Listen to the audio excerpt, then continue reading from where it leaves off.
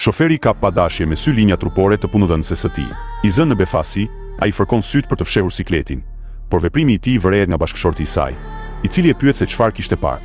Në një reagim të shpejtë dhe të zgjuar, ai shpik një justifikim, duke thënë se kishte dalluar një pemë të shenjtë dhe po kryente një gest nderimi. Çifti, i kthyer së fundmi nga Shtetet e Bashkuara, e beson me naivitet këtë shpjegim dhe madje përsëri gjestet e lutjes pra një pemë të zakonshme anës rrugës. Pasi i lë në destinacion, shoferi kthehet në shtëpi duke drejtuar makinën luksoze të punëdhënësit. Teksa kalon në përfshatin e tij, ai i bie Boris vazhdimisht për të tërhequr vëmendjen, si dikush që dëshiron të tregojë suksesin e sapo arritur. Para syve të banorëve, ecë me krenari drejt shtëpisë, por gjyshja e qorton ashpër për mungesën e parave të dërguara muajt e fundit. Sapo ai nxjerr paratë, qëndrimi i saj ndryshon menjëherë dhe bëhet e butë dashamirëse. Me qëllim që ta mbajë nën kontroll dhe ta shndërrojë në burim fitimi, gjyshja organizon me paramendim një martesë për të. Në këtë mënyrë, ai do të mbetej i lidhur përgjithmonë pas barrës së detyrimeve familjare. Duke kujtuar se si babai dhe vëllai i tij ishin shfrytëzuar për vite me radhë, ai refuzon ta pranojë të njëjtin fat. I mbushur me zemërim, largohet nga shtëpia dhe kthehet te puna e tij si shofer personal.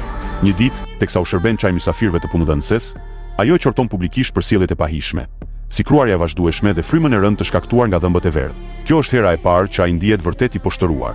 Duke parë reflektimin e vet në pasqyrë, ai ndjen një urrejtje të thellë ndaj vetes, por edhe një zemërim të fortë ndaj të atit, i cili kur nuk i kishte mësuar rregullat bazë të higjienës dhe sjelljes. Për herë të parë pas shumë vitesh, ai lan dhëmbët me forcë deri në gjakosje, por ngjyra e verdhë nuk largohet, ashtu si nuk mund të fshihen as rrënjët e tij të thella dhe origjina nga e cila përpiqet të shkëpute.